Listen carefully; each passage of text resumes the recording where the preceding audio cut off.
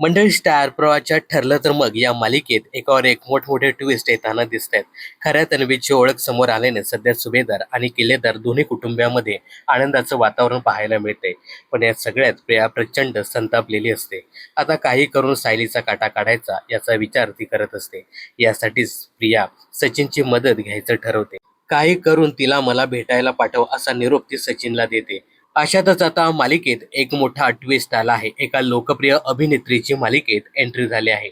तर प्रियाला जेलमध्ये ओढणी घेऊन एक मुलगी भेटायला जाते. तिचं नाव रजिस्टरमध्ये नोंदवू नका याची सेटलमेंट प्रियाने आधीच करून घेतली आहे. आता प्रियाला भेटायला जाणारी ही मुलगी नेमकी कोण आहे असा प्रश्न प्रत्येकाच्या मनात निर्माण झाला आहे.